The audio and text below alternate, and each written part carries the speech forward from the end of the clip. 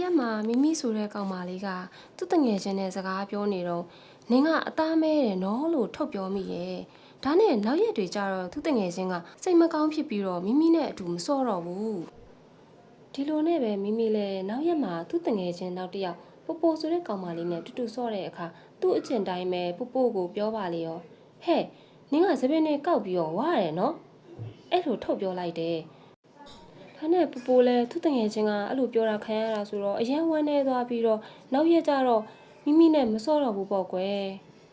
သူတို့ဘာလို့မိမိနဲ့တူတူမစော့တော့တာလဲစကားမပြောတော့တာလဲသိလားအိုင်းကသူတို့အားနေချက်တွေကိုပြောရင်အလိုလိုဝမ်းနေတတ်ကြတာပဲလေ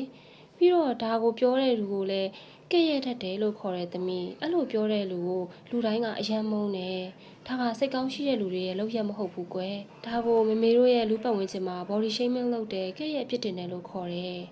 မိမိလေးကတော့ဒါကိုနားမလဲပဲတငယ်ချင်းတွေကိုနစ်နာအောင်ပြောမိတဲ့အတွက်တယောက်တည်းအထီးကျန်နေရတာပေါ့ကွယ်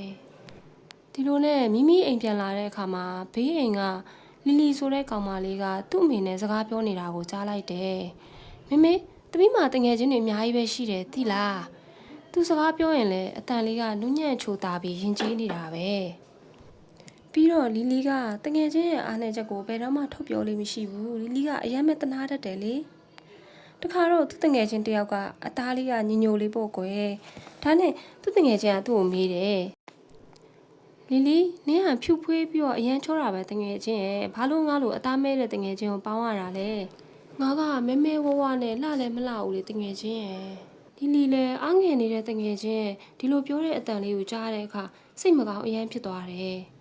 ဒါနဲ့လီလီပြန်ပြောလိုက်တယ်တငယ်ချင်းရဲ့နင်းကအသားလေးနည်းနည်းညိုပေမဲ့မျက်လုံးလေးကအရန်လှနေတယ်နော်ဒါကဘာမှမဟုတ်ပါဘူးတငယ်ချင်းလူတိုင်းမှာသူတို့မကြိုက်တဲ့ချွေးရင်းချက်တွေရှိကြတာပဲငါခန္ဓာကိုယ်မှာလည်းငါမကြိုက်တဲ့အစိတ်ပိုင်းတွေရှိတာပဲငါတို့က